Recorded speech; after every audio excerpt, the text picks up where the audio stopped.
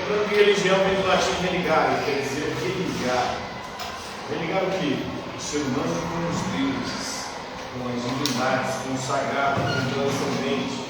Por que religar? Ligar de novo? Porque, segundo várias religiões, no princípio, nos primórdios, os seres humanos viviam intimamente ligados com os deuses, com a realidade transcendental e espiritual. Mas só que por conta de um pecado, o ser humano se separou, se distanciou dessa realidade espiritual, desses seres espirituais, dessas divindades. E aí, por se separar, agora ele precisa da religião para se religar aos deuses, segundo espiritual, essa realidade transcendente.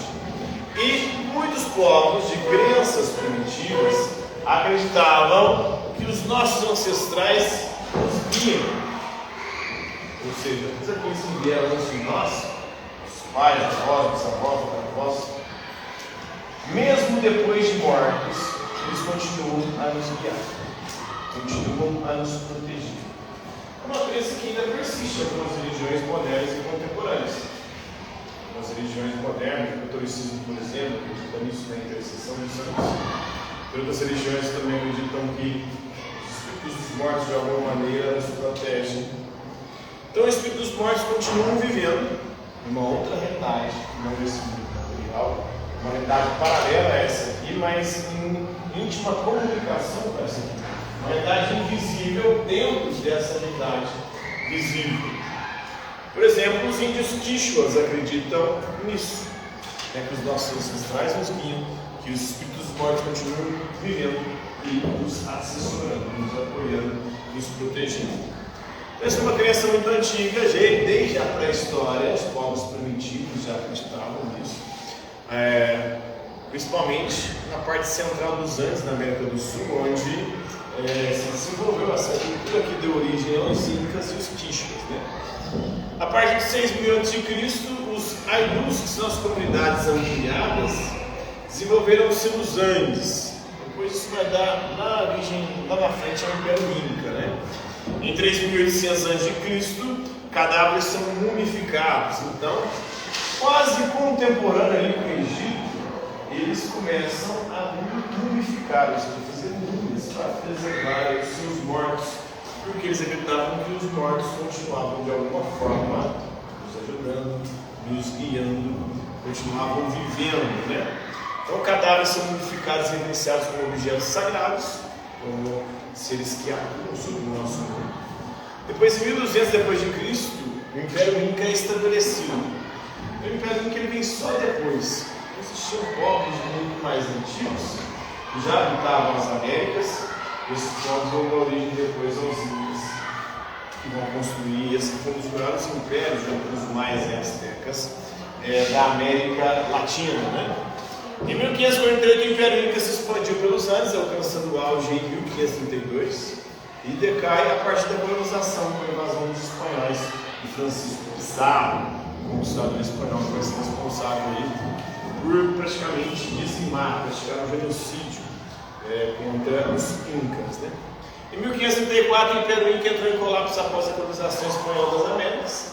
No século XXI, o catolicismo é institucionalizado em toda a região, desde a era colonial. Então, desde a era colonial da colonização espanhola, as outras religiões eram proibidas. Dessas religiões, essas crenças aqui, esses povos, não eram admitidos, apesar de que eles, os povos andinos e os povos da América Latina, de forma geral, os povos indígenas da América Espanhola, eles têm esse culto, essa relação com os mortos muito íntimo.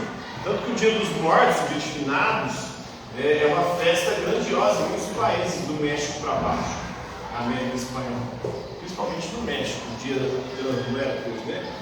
Então, no entanto, a maior parte dos quichuas mistura elementos do cristianismo com suas crenças atuais. Então, mesmo o cristianismo, com seu proselitismo convertendo, alguns rituais, algumas crenças, algumas práticas permanecem nesse culto dos mortos. Agora, como finados, como pessoas que morreram e estão no céu orando pela gente, continuam de alguma forma nos guiando, continuam de alguma forma nos protegendo. Então, nós herdamos a terra dos nossos ancestrais, os espíritos dos nossos ancestrais estão santificados na terra, eles continuam de alguma forma de espírito, então não são visíveis. Eles fazem parte de uma realidade invisível dentro desse mundo visível. Tanto os ancestrais quanto a terra aí precisam ser alimentados com sangue e gordura. E aí tem um sacrifício, né? Os rituais de sacrifício de animais. E aí esse sangue dos animais e a gordura dos animais, alimentando a terra, faz com que, né, eles recebam as graças aí dos deuses e também desses espíritos. Né? Se fizermos isso, a terra nos alimentará, então, e os nossos ancestrais nos guiarão. Eles acreditam que fazendo esses rituais, derramando sangue e gordura na terra, da forma correta, a terra vai nos alimentar e garantir a nossa existência e os nossos ancestrais vão continuar nos protegendo. Então são povos da montanha, da região dos Andes, da Cordilheira dos Andes. Os mortos nos visitam, nos ajudam em nosso trabalho, com muitas bênçãos, segundo Marcelino, que é o presbítero Caado. Eles acreditam que isso é um poder duradouro. E desde sempre os mortos têm o poder que veio nosso auxílio nos proteger. Essas montanhas têm os seus deuses. Talvez a mais famosa das deusas é a Pachamama, a Mãe Terra, que é sagrada, e é para ela que muitas vezes são destinados rituais religiosos de sangue e gordura, porque ela devolve através de graça, de alimentos em abundância e também de proteção dos espíritos dos nossos ancestrais mortos.